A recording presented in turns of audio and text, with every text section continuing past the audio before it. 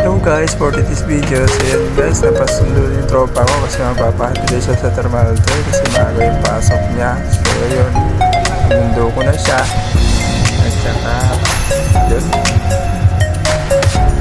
guys, paalis na kami. Binabaybay ko lang po yung daan dyan guys, hindi na ako nag-Google Map kasi alam ko naman yung daan papunta Terminal 3.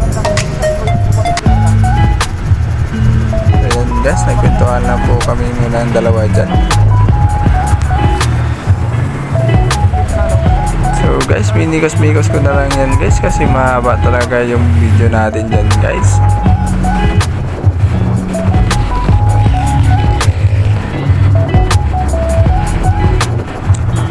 So update ko lang pala sa inyo mga guys kung sinong walang service dyan. Baka naman, pwede nyo naman akong i-PM.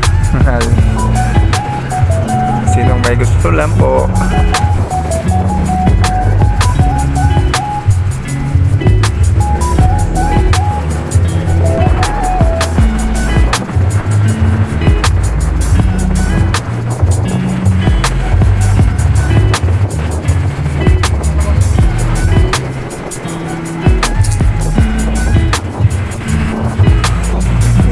Malabo na kasi yung camera natin guys.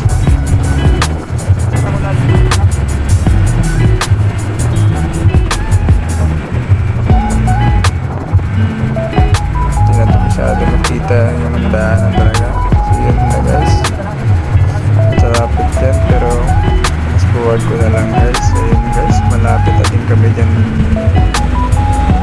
dating sa Terminal 3.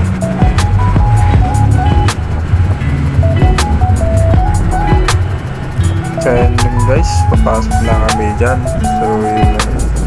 At hindi ko pala alam dyan guys kasi first time ko lang dito nagmotor guys papunta Terminal 3.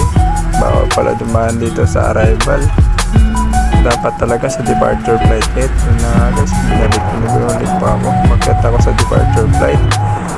Sinita ako dyan ng security guard guys. Alam din niya, sabi niya sa akin bawal daw sa arrival flight. So yun, bumalik ako sa departure flight. Pero sabi niya sa akin, titikitan niya daw ako. Mga modus talaga ito, mga security guard dyan guys. Para magkapera lang eh. So yun na guys, pumunta lang ako dito sa taas.